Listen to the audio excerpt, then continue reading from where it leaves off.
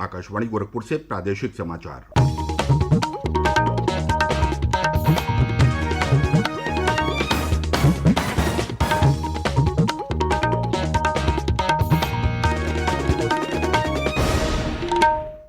नमस्कार, समाचार बुलेटिन के साथ मैं प्रमोद कुमार सिंह। पहले मुख्य समाचार। प्रधानमंत्री नरेंद्र मोदी आज दिन में 11 बजे प्रधानमंत्री डिजिटल स्वास्थ्य मिशन का करेंगे शुभारंभ। प्रधानमंत्री ने मन की बात कार्यक्रम में लोगों से नदियों के संरक्षण का आह्वान किया। कहा, डिजिटल लेन देन से भ्रष्टाचार में आई कमी। प्रदेश सरकार ने मंत्रिमंडल का विस्तार किया। जितिन प्रसाद ने कैबिनेट मंत्री और 6 अन्य ने राज्य मंत्री के रूप में ली शपथ। मुख्यमंत्री योगी आदित्यनाथ ने गन्ना मूल्य में 25 रुपये प्रति कुंतल वृद्धि की घोषणा की। किसानों के बिजली बिल पर ब्याज को भी माफ किया गया। और आज़ादी का अमृत महोत्सव के तहत प्रदेश भर में विभिन्न कार्यक्रमों का आयोजन।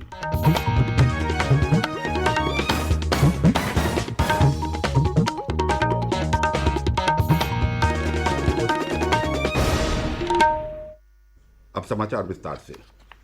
प्रधानमंत्री नरेंद्र मोदी आज दिन में 11 बजे वीडियो कॉन्फ्रेंस के माध्यम से प्रधानमंत्री राष्ट्रीय डिजिटल स्वास्थ्य मिशन का लोकार्पण करेंगे।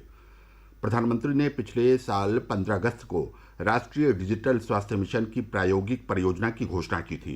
फिलहाल राष्ट्रीय डिजिटल स्वास्थ्य मिशन 6 संघ शासित प्रदेशों में प्रयोग के तौर पर लागू किया गया है। डिजिटल स्वास्थ्य मिशन के तहत प्रत्येक नागरिक को एक स्वास्थ्य कार्ड जारी किया जाएगा, जिसमें उनके स्वास्थ्य के संबंध में संपूर्ण जानकारी होगी। इसके अलावा इसमें चिकित्सकों, अस्पतालों और स्वास्थ्य देखभाल सेवा प्रदाताओं के संबंध में भी जानकारी होगी। प्रधानमंत्री नरेंद्र मोदी ने कहा कि नदियां भौतिक वस्तु नहीं बल्कि जीवंत इकाई हैं। आकाशवाणी से मन की बात कार्यक्रम में श्री मोदी ने नदियों की महत्ता पर प्रकाश डालते हुए इनके संरक्षण के प्रयासों की सराहना की है। कल विश्व नदी दिवस के उपलक्ष्य में उन्होंने कहा कि भारतीय परंपरा में नदियों को मां कहा गया है।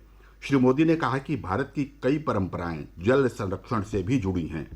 आज के युग में हम जिसको कहते हैं कैच द रेन, वो वही बात है कि जल के एक एक बिंदु को अपने में समेटना, जल जीलनी। उसी प्रकार से बारिश के बाद बिहार और पूरब के हिस्सों में छठ का महापर्व मनाया जाता है। मुझे उम्मीद है कि छठ पूजा को देखते हुए नदियों के किनारे घाटों की सफाई और मरम्मत की तैयारी शुरू कर दी गई होगी। हम नदियों की सफाई और उन्हें प्रदूषण से मुक्त करने का काम सबके प्रयास और सबके सहयोग से कर ही सकते हैं। प्रधानमंत्री ने कहा कि विभिन्न अवसरों पर उन्हें दिए गए उपहारों की नीलामी की जा रही है। इस नीलामी से मिलने वाली राशि को नमामि गंगे अभियान के लिए खर्च किया जाएगा। प्रधानमंत्री ने नदियों को पुनर्जीवित करने के लिए सरकार और समाजसेवी संगठनों के प्रयासों का भी उल्लेख किया। प्रधानमंत्री ने कहा कि जिस तरह शौचालयों के निर्माण से गरीबों की गरिमा बढ़ी है, उसी तरह आर्थिक स्वच्छता गरीबों के अधिकार को सुनिश्चित बनाती है।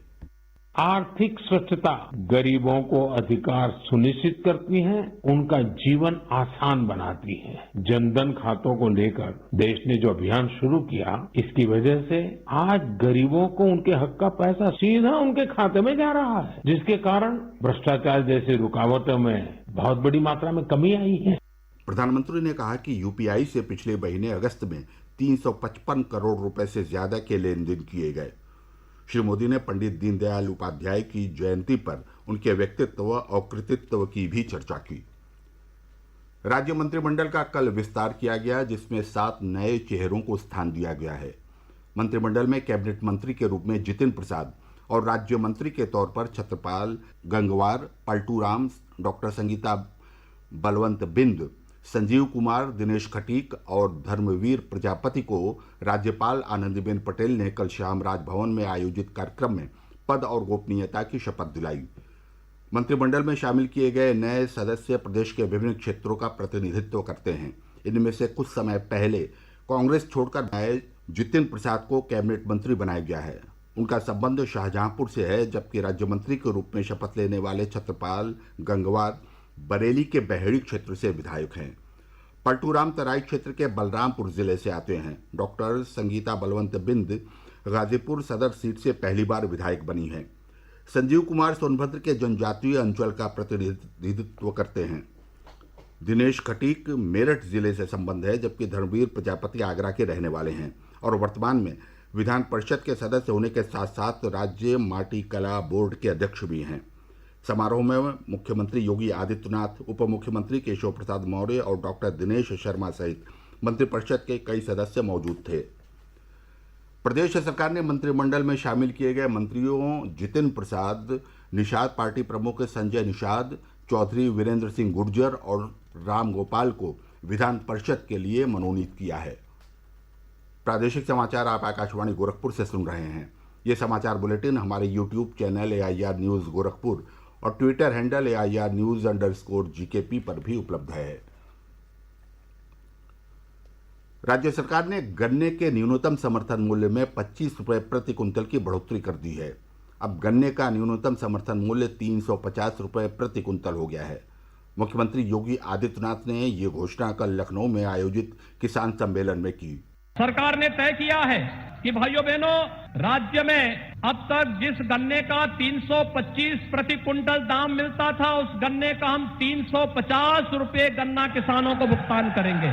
सरकार ने तय किया है कि भाइयों बहनों, सामान्य गन्ने का जो 315 रुपये अब तक दाम था, उसमें भी 25 रुपये की वृद्धि होगी, वह 340 रुपये का भुगतान उसमें भी होगा। और सरकार ने यह भी तय किया है, जो अनुपयुक्त गन्ना था वह मुश्किल से 1% बचा हुआ है। और हमारा प्रयास है नई तकनीक के साथ गन्ना किसान को अत्याधुनिक तकनीक और बीज देकर के वह भी अगैती गन्ना को ही उत्पादन करने की दिशा में आगे बढ़े। लेकिन फिर भी जिस किसान के पास है, प्रति कुंटल उसको भी 25 रुपये की वृद्धि करने का सरकार ने निर्णय लिया है।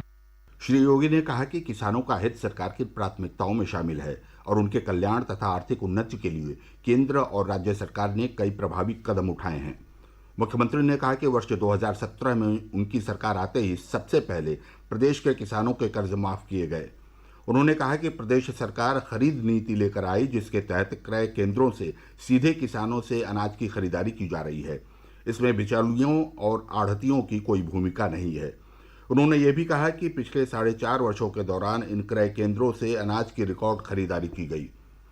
मुख्यमंत्री ने कल किसान सम्मेलन में किसानों के बिजली बिल के बकाये पर ब्याज माफ करने की भी घोषणा की। उन्होंने कहा कि जल्द ही इसके लिए एक मुश्त समाधान योजना लाई जाएगी। आज़ादी का अमृत महोत्सव के तहत देश भर में विभिन्न कार्यक्रमों का आयोजन किया जा रहा है। पूर्वोत्तर रेलवे ने कल गोरखपुर में फिट इंडिया फ्रीडम रन का आयोजन किया। इसमें महाप्रबंधक और पूर्वोत्तर रेलवे के अधिकारियों और कर्मचारियों ने दौड़ लगाकर लोगों को फिट रहने का संदेश दिया। हाथरस जिले में भी कल फिट इंडिया फ्रीडम रन का आयोजन किया गया।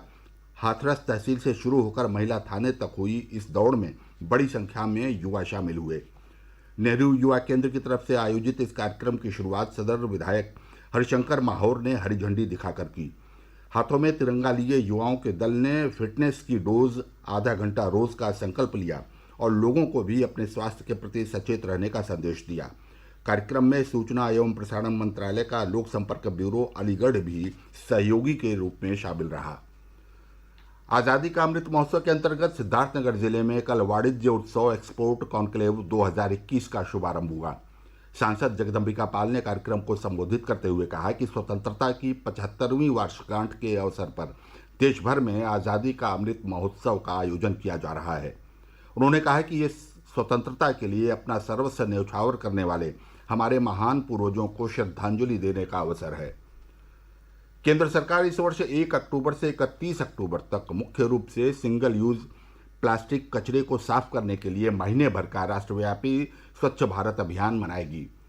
युवा मामलों और खेल मंत्री अनुराग ठाकुर ने कहा कि प्लास्टिक मुक्त भारत गांधी जी के सपनों का भारत और प्रधानमंत्री नरेंद्र मोदी की परिकल्पना के अनुरूप स्वच्छता को सर्वोच्च प्राथमिकता देने का हमारा संकल्प है। और अंत में बुलेटिन के मुख्य समाचार एक बार फिर। प्रधानमंत्री नरेंद्र मोदी आज दिन में 11 बजे प्रधानमंत्री डिजिटल स्वास्थ्य मिशन का करेंगे शुभारंभ। प्रधानमंत्री ने मन की बात कार्यक्रम में लोगों से नदियों के संरक्षण का आह्वान किया। कहा, डिजिटल लेन देन से भ्रष्टाचार में आई कमी। प्रदेश सरकार ने मंत्रिमंडल का विस्तार किया। जितिन प्रसाद ने कैबिनेट मंत्री और 6 अन्य ने राज्य मंत्री के रूप में ली शपथ। मुख्यमंत्री योगी आदित्यनाथ ने गन्ना मूल्य में 25 रुपये प्रति कुंतल वृद्धि की घोषणा की। किसानों के बिजली बिल पर ब्याज को भी माफ किया गया। और आज़ादी का अमृत महोत्सव के तहत प्रदेश भर में विभिन्न कार्यक्रमों का आयोजन। इसके साथ ही ये समाचार बुलेटिन समाप्त हुआ। नमस्कार।